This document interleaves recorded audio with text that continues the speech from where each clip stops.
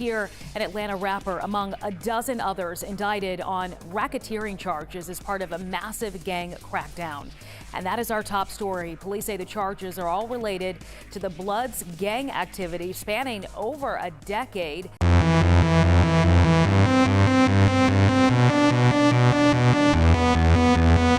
Hey man, stay safe world here. You already know what's going on, man. We gotta talk about this YFN LUCCI situation where he was basically stabbed in jail and is fearing for his life and is looking for an early release because of that situation, man. But before we get into that, man, I'm gonna need y'all to like, comment, subscribe, and let's run this up.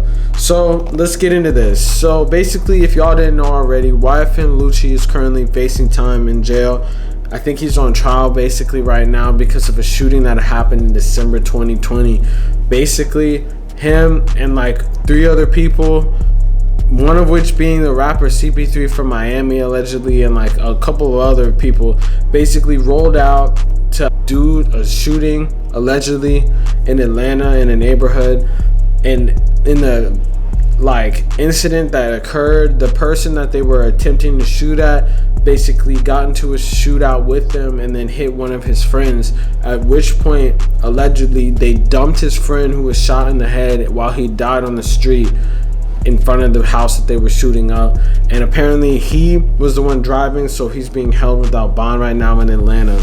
Just a little backstory for what happened. So if y'all didn't know already, YFN LUCCI, not only has he been having like a lot of street beef and think he's been like going crazy on the streets basically, but he has a very public beef with Young Thug and YSL, basically like who are sort of competing like blood section in like Atlanta right now. And basically they had like a very public dispute. Like a lot of people, I guess allegedly people are saying that people on Thug's side basically hit one of his close friends, and his close friends ended up dying. We don't know if that situation with the person they were shooting at had anything to do with that, but I would probably bet that it probably had something to do with it, or it's something with another gang within the Atlanta area. So basically that's just a little backstory, because like I feel like, remember that YSL part. So the other day, 2 days ago, it was reported that YFN LUCCI was basically stabbed, shanked in prison, and he says there's a hit out for his life. According to the incident report, both YFN and another inmate possessed sharp objects during the fight. Guards attempted to separate the men using tasers, but they had little effect. During the fight, LUCCI apparently yelled, "I feel like killing this nigga."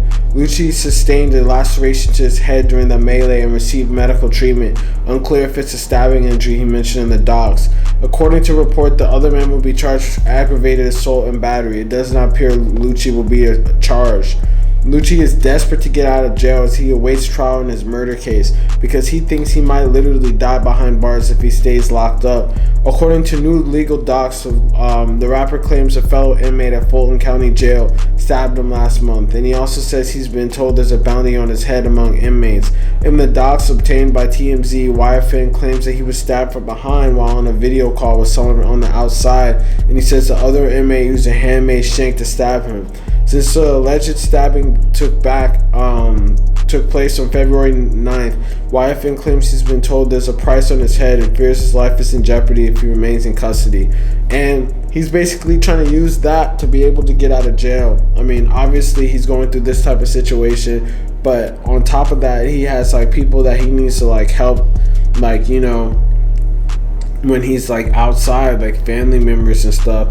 But at the same time, I feel like he shouldn't have been doing this shit in the first place. I don't know how he gets like caught up in the whole shooting situation and they trace his phone or whatever and catch him like basically going crazy, driving away from the shooting or something like that. Like, man, you're a platinum rapper.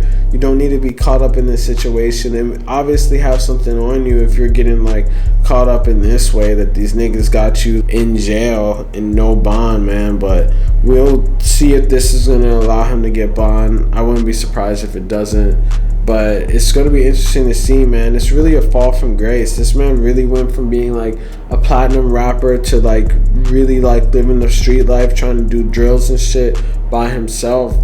It just shows that it's like you really gotta like pay attention. I feel like people get addicted to the lifestyle, and probably on a power trip, even though he was famous for probably like 5 minutes, maybe he was still known in like Atlanta circles and stuff like that. But the sad part is this man had a whole, like, it's not like he was like a young rapper that was still trying to come up and prove something to people and still needed bread. He had like a whole life established. Like, this man had like platinum records. Like, what are you doing, man? Like, that you have to digress and go backwards.